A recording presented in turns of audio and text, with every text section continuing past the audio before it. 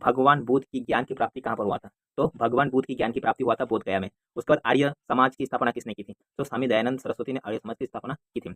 पंजाबी भाषा की लिपि कौन सी है? तो पंजाबी भाषा की लिपि है गुरुमुखी। कौन सा है? गुरुमुखी। उसके बाद नेक्स्ट जो है, किस बृहद मंदिर की आरंभिक कल्पना एवं निर्माण सूर्यवर्मन द्वितीय के शासनकाल में हुआ था? तो अंकोर वाट का मंदिर। अंकोर वाट का मंदिर दोस्तों। वीडियो को अच्छा लगे तो लाइक और चैनल को सब्सक्राइब कर देना दोस्तों। उसके बाद नेक्स्ट, बेहू किस राज्य में प्रसिद्ध त्योहार है? जीएस जीके के लिए महत्वपूर्ण है। BPSC 4, RRB, NTPC all exam के लिए।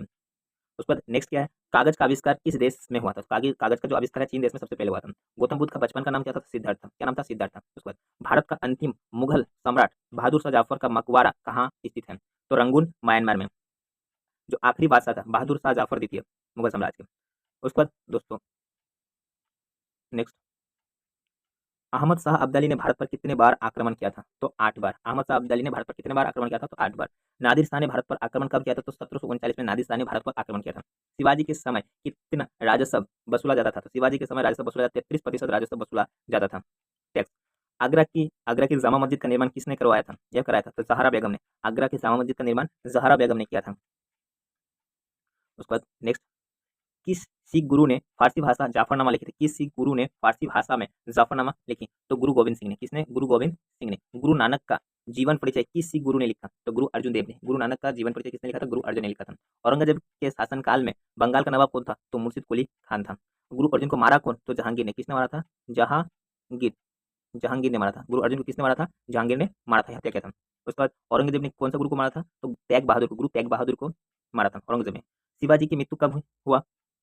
तो 12 अप्रैल 1680 में शिवाजी की मृत्यु हुई। उसके बाद नेक्स्ट, औरंगजेब ने बीबी का मकबरा का निर्माण कहाँ पर किया था? मतलब कब किया था? तो 1679 में।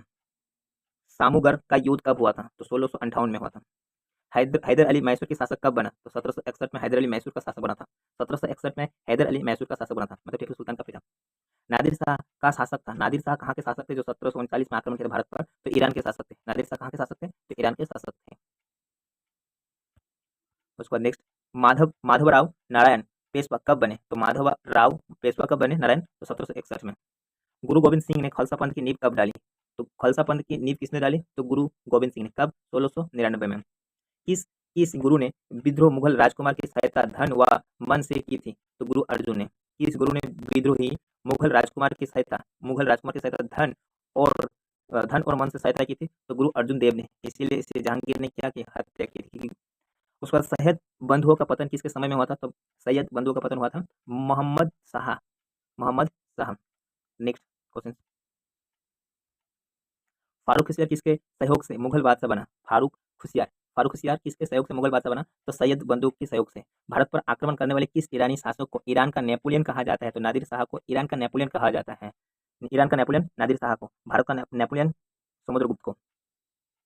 किस राज्य के शासक नवाब वजीर कहलाते थे? अवध के शासक को नवाब वजीर कहलाते थे। आदि ग्रंथ का समायोजन किसने किया था? तो आदि ग्रंथ का समायोजन किया था गुरु अर्जुन देव ने। गुरु अर्जुन देव ने आदि ग्रंथ का। उसके बाद नेक्स्ट दोस्तों, मोती मुख्य रूप से किस पदार्थ का बना होता है? तो मोती मुख्य रूप से बना होता है कैल्शियम कार्बोनेट का। किसका? कैल्शियम कार्बोनेट का बना होता है। मानव शरीर में सबसे अधिक मात्रा में कौन सा तत्व पाया जाता है? तो ऑक्सीजन। मानव शरीर में सबसे अधिक मात्रा में कौन सा तत्व पाया जाता है? ऑक्सीजन। किस प्रकार के ऊतक शरीर की सुरक्षा कवच का कार्य करता है? तो एपिथेलियम ऊतक। कौन? एपिथेलियम ऊतक। किस प्रकार के ऊतक शरीर की सुरक्षा कवच का कार्य करता है? एपिथेलियम ऊतक। किस किस वैज्ञानिक ने सर्वप्रथम बर्फ के दो टुकड़ों को आपस में घिसक कर पिघला दिया था? तो किस वैज्ञानिक ने बर्फ के दो टुकड़ों को आपस में घिसक घिसक कर पिघला दिया था? तो वो था डेबी। उसके बाद सबसे अधिक तीव्रता की ध्वनि कौन उत्पन्न करता है? तो बात। सूर्य ग्रहण के समय सूर्य का कौन सा भाग दिखाई देता है? मोस्ट इंपोर्टेंट क्वेश्चन, किरेट दिखाई देते हैं। टाइपराइटर के आविष्कार कौन थे? तो सॉल। सिरका को लैटिन भाषा में क्या कहा जाता है? तो एसिटम। क्या कहा? एसिटम कहा जाता है सिरका को, एसिटम। उसके बाद नेक्स्ट, कपड़ों से जंग के धावे हटाने के लिए किसका प्रयोग किया जाता है? ऑक्जेलिक अम्ल। ऑक्जेलिक अम्ल। गन्ने में लाल सड़न रोग किसके कारण उत्पन्न होता है? तो कबों के द्वारा। गन्ने में जो लाल सड़न रोग उत्पन्न होते हैं किसके कारण होते हैं? तो कबों के द्वारा। आम का वनस्पतिक नाम क्या है? तो मैंगीफेरा इंडिकम। आम का वनस्पतिक नाम मैंगीफेरा इंडिकम। कॉफी पाउडर के साथ मिलाया जाने वाला चिकुड़ी चूर्ण किससे प्राप्त होता है? तो जड़ों से। जड़ों से। सूर्योदय का देश किसे कहा जाता है? तो जापान को। सूर्योदय का देश कहा जाता है जापान को। बांग्लादेश की राजधानी कहाँ पर? ढाका में। नेक्स्ट, रिस्का सबसे पहले किस देश में चली थी, मतलब जो रिक्शा चली थी सबसे पहले जापान में। वानखेड़े स्टेडियम कहाँ पर स्थित है? तो मुंबई में। कर्नाटक का रत्न किसे कहा जाता है? तो मैसूर को। वह कौन सा प्रथम सुल्तान था जिसने इक्ता के बदले सिपाहियों को वेतन देना प्रारंभ किया था? तो अलाउद्दीन खिलजी ने। अलाउद्दीन खिलजी ने इक्ता के बदले सिपाहियों को वेतन देने की प्रारंभ किया था, तो अलाउद्दीन खिलजी ने। Next 47 question number. जैन धर्म और बौद्ध धर्म दोनों ही किस में विश्वास करते थे? तो कर्म एवं पुनर्जन्म सिद्धांत पर। जैन धर्म हो या बौद्ध धर्म हो, दोनों किस पर विश्वास करते थे? तो कर्म एवं पुनर्जन्म पर सिद्धांत पर विश्वास करते थे। छत्रपति शिवाजी का राजभिषेक वाला पंडित गंगा भट्ट कहाँ का निवास था? तो बनारस का था।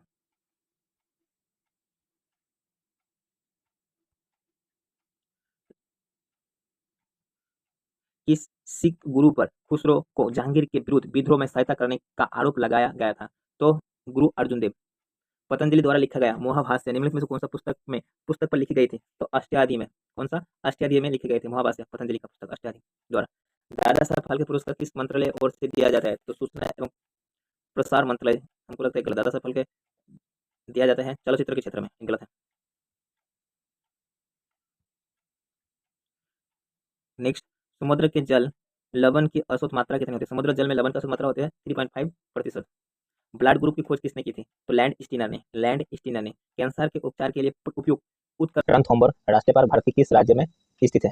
तो आंसर राजस्थान में है। रणथंभौर राष्ट्रीय पार्क भारत के किस राज्य में स्थित है? तो राजस्थान में है। सिरिस्का राष्ट्रीय उद्यान भारत के किस राज्य में है? तो ये भी राजस्थान में है। उसके बाद घना पक्षी राष्ट्रीय अभ्यारण्य, घना पक्षी राष्ट्रीय पार्क भारत के किस राज्य में स्थित है? ये भी राजस्थान में है। तो तीनों राजस्थान में, रणथंभौर, सरिस्का और घना पक्षी, तीनों कहाँ पर है? तो राजस्थान में है दोस्तों। उसके बाद नेक्स्ट आ जाते हैं हम लोग कान्हा। कान्हा राष्ट्रीय पार्क भारत के किस राज्य में स्थित है? इंपॉर्टेंट क्वेश्चन है यहाँ पर। तो मध्य प्रदेश में। कान्हा राष्ट्रीय पार्क भारत के किस राज्य में स्थित है? तो मध्य प्रदेश में है। पेंच राष्ट्रीय पार्क भारत के किस राज्य में स्थित है? पेंच राष्ट्रीय पार्क मध्य प्रदेश में स्थित है। कहाँ पर है? मध्य प्रदेश में है। उसके बाद नेक्स्ट, उसके बाद नामदफा राष्ट्रीय पार्क भारत के किस राज्य में स्थित है? तो अरुणाचल प्रदेश।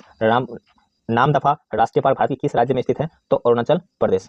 नेक्स्ट, सुल्तानपुर राष्ट्रीय पार्क भारत के किस राज्य में स्थित है? हरियाणा। सुल्तानपुर राष्ट्रीय पार्क भारत के किस राज्य में स्थित है? हरियाणा। सुल्तानपुर राष्ट्रीय पार्क भारत के किस राज्य में स्थित है? तो हरियाणा में दोस्तों। उसके बाद नेक्स्ट, कलेसर राष्ट्रीय पार्क भारत के किस राज्य में स्थित है? कलेसर राष्ट्रीय पार्क भारत के किस राज्य में स्थित है? तो हरियाणा। कलेसर राष्ट्रीय पार्क भारत के किस राज्य में स्थित है? तो हरियाणा। दुधवा राष्ट्रीय पार्क भारत के किस राज्य में स्थित है? उत्तर प्रदेश। दुधवा राष्ट्रीय पार्क भारत के किस राज्य में स्थित है? उत्तर प्रदेश। बेतला राष्ट्रीय पार्क भारत के किस राज्य में स्थित है? तो झारखंड। बेतला राष्ट्रीय पार्क भारत के किस राज्य में स्थित है? झारखंड। नेक्स्ट दोस्तों, अगर वीडियो अच्छा लगे तो लाइक, चैनल को सब्सक्राइब कर देना। सिरोही राष्ट्रीय पार्क भारत के किस राज्य में स्थित है? तो मणिपुर। सिरोही राष्ट्रीय पार्क भारत के किस राज्य में स्थित है? तो मणिपुर में। लोकटक झील मणिपुर में है। उसके बाद कंचनजंगा होना चाहिए। कंचनजंगा राष्ट्रीय पार्क भारत के किस राज्य में स्थित है? सिक्किम में। क्लाउडेड राष्ट्रीय पार्क भारत के किस राज्य में स्थित है? तो त्रिपुरा में। क्लाउडेड राष्ट्रीय पार्क भारत के किस राज्य में स्थित है? त्रिपुरा में। नेक्स्ट, गल्फ ऑफ मन्नार राष्ट्रीय पार्क भारत के किस राज्य में स्थित है? गल्फ ऑफ मन्नार तो तमिलनाडु में। कहाँ पर? तमिलनाडु में दोस्तों। उसके बाद नेक्स्ट जो है, सिमलीपाल राष्ट्रीय पार्क भारत के किस राज्य में स्थित है? तो सिमलीपाल राष्ट्रीय पार्क भारत के किस राज्य में स्थित है? तो उड़ीसा में है। मोहावीर राष्ट्रीय पार्क कौन सा राज्य में है? तो केरला में है दोस्तों। कहाँ पर है? केरला में है। उसके बाद वाल्मीकि राष्ट्रीय अभ्यारण्य कौन सा राज्य में है? तो वाल्मीकि अभ्यारण्य बिहार में है दोस्तों। कहाँ पर है? बिहार में है। बैरोमीटर का प्रयोग किया जाता है तो किस में किया जाता है? तो वायुमंडल दाब की माप के लिए। वायुमंडल दाब की माप के लिए बैरोमीटर का उपयोग किया जाता है। तो वायुमंडल दाब के लिए किसका उपयोग किया जाता है? तो बैरोमीटर के लिए। उसको नेक्स्ट जो है, स्टेथोस्कोप का प्रयोग किया जाता है। तो स्टेथोस्कोप जो प्रयोग किया जाता है हृदय और फेफड़े की गति सुनने के लिए। हृदय और फेफड़ों की गति सुनने के लिए किसका उपयोग किया जाता है? तो स्टेथोस्कोप का प्रयोग किया जाता है। उसके बाद नेक्स्ट जो है, कार्डियोग्राम का प्रयोग किया जाता है। तो कार्डियोग्राम का प्रयोग कहाँ पर किया जाता है? तो हृदय की गति जांचने के लिए। हृदय की गति जांचने के लिए कार्डियोग्राम का प्रयोग किया जाता है। नेक्स्ट है, हाइड्रोमीटर का प्रयोग किया जाता है। तो हाइड्रोमीटर का प्रयोग कहाँ पर किया जाता है? तो द्रव्य का आपेक्षिक घनत्व का प्रयोग करने के लिए किस यंत्र का उपयोग किया जाता है? तो वो हो जाएगा हाइड्रोमीटर। नेक्स्ट जो होता है, मैनोमीटर का प्रयोग किया जाता है। तो मैनोमीटर का प्रयोग कहाँ पर किया जाता है? पौधे की जड़ों के दाब की माप के लिए। पौधे की जड़ों को दाब, जो पौधे की जड़ होती है, जड़ों की दाब की माप के लिए मैनोमीटर का प्रयोग किया जाता है।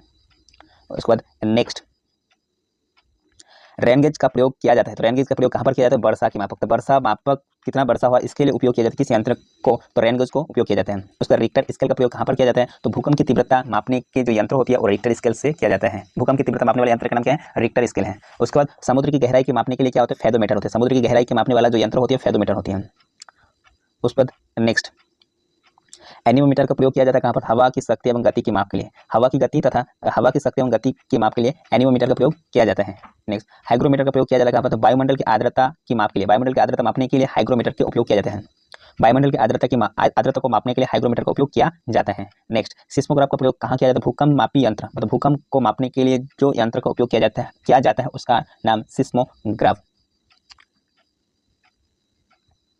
नेक्स्ट, 610 का प्रयोग किया जाता है। 610 का प्रयोग किया जाता है दो वस्तुओं की कोणीय दूरी को माप, दो वस्तुओं के कोणीय दूरी की माप के लिए उपयोग किया जाता है 610 का प्रयोग। नेक्स्ट जो है अमीटर का प्रयोग किया जाता है कहाँ पर? तो पहिए द्वारा तय की गई दूरी, पहियों द्वारा तय की गई दूरी का उपयोग किया जाता है अमीटर के द्वारा। पहियों द्वारा तय की गई दूरी मापा जाता है अमीटर के द्वारा, जैसे बाइक में लगे रहते हैं।